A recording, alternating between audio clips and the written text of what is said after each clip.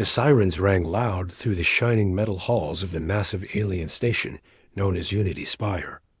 Lights flashed red. Security drones flew quickly down corridors. Everyone was rushing. The smell of heated circuits filled the air. Ambassador Baek-jun was running, his long robe flowing behind him. He was a middle-aged Korean man, calm by nature, but today his heart pounded like a war drum. His eyes were wide. His fingers gripped a glowing data tablet, like his life depended on it. He had seen something. Something impossible. The large doors of the Grand Galactic Council chamber opened as he arrived. Inside, the leaders of 12 powerful alien empires sat in silence. The room was shaped like a great circle. Floating screens showed star charts.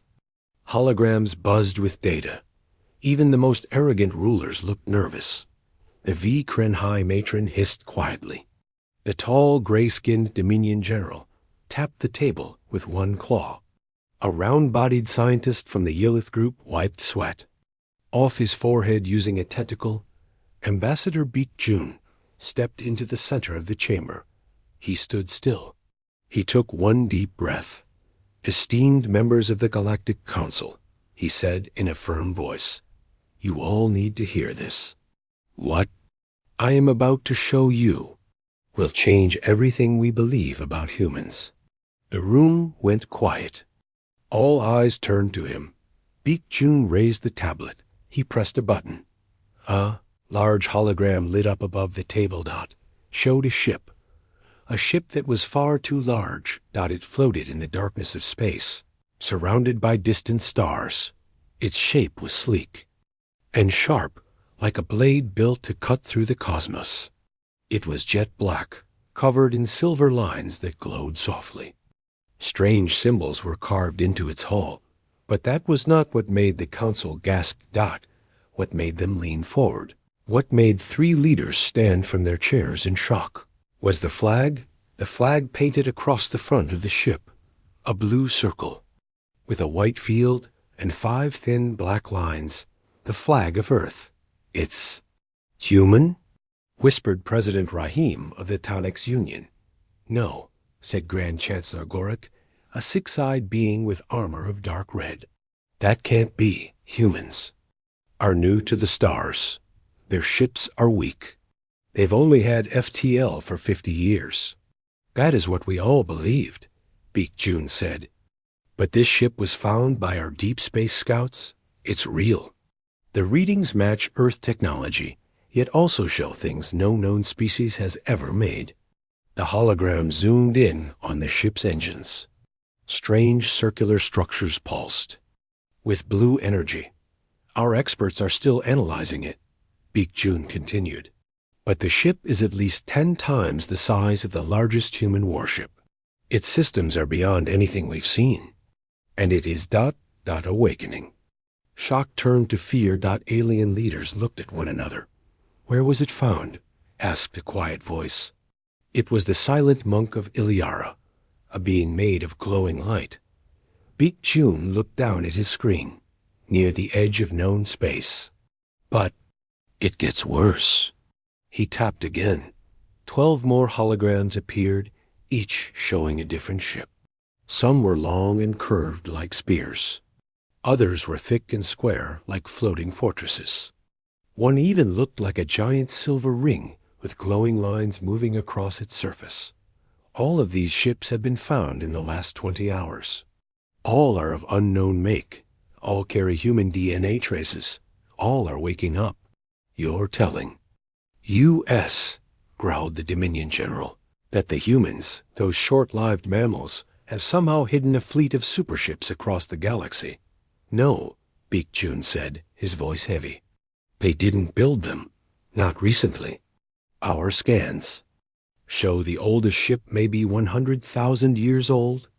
Silence. Then whispers. Then shouting. "That's impossible.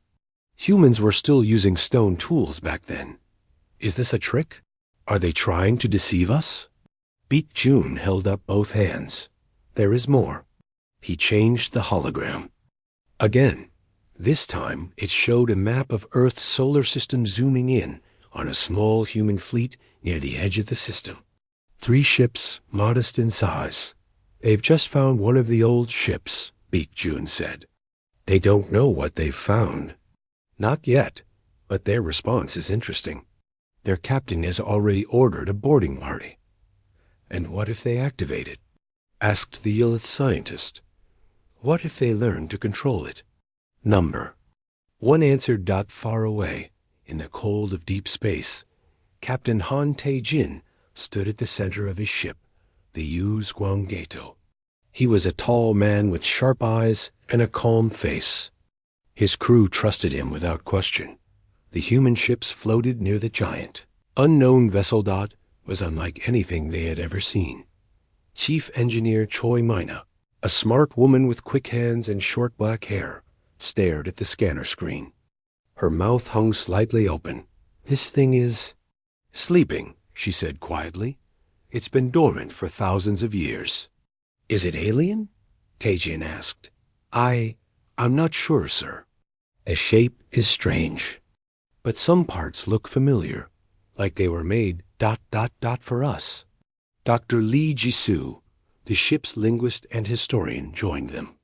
She had been asleep only minutes ago, but was now wide awake, notebook in hand. The markings outside, she said. Some of them look like Earth alphabets. Old ones, very old. Tae-jin narrowed his eyes. Is this a trap? I don't think so, Mina replied. The power systems are low. The ship isn't attacking, but it's definitely watching us. The lights on its hull came on as soon as we got close. Tae-jin made his decision. We're going in. Their small shuttle approached the giant ship slowly, carefully. The dark hull loomed over them like a sleeping beast. The docking port opened on its own. The crew entered with weapons ready, but nothing attacked. Instead, blue lights lit the walls as they walked. The air was breathable. The corridors were clean. Everything was still working. It was as if the ship had been waiting for them. Back at the Galactic Council, chaos was spreading. Some leaders demanded war preparations. Others called for more research. A few asked whether this was some kind of hidden history. Baek-jun remained calm. We need to think carefully, he said. If these ships belong to some forgotten human empire, if Earth was once far more powerful than we thought, then the humans we know today are just the surface. They may not even know who they are. The monk of Iliara whispered. In the depths of the mysterious ship, Captain Han Tae-jin and his team stood in a large room.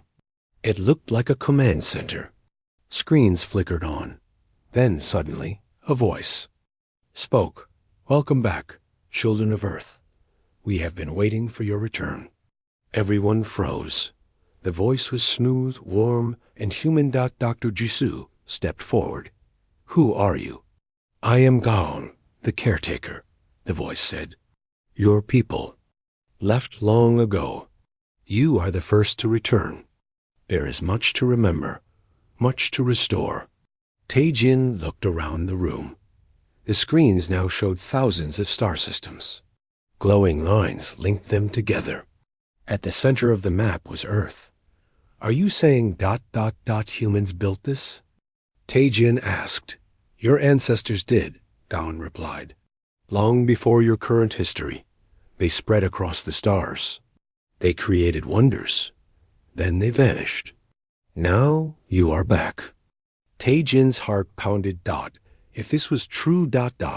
if this was all real ... then everything they had been taught about human history was a lie. In the council chamber, Baek-jun looked up at the silent holograms of the ships.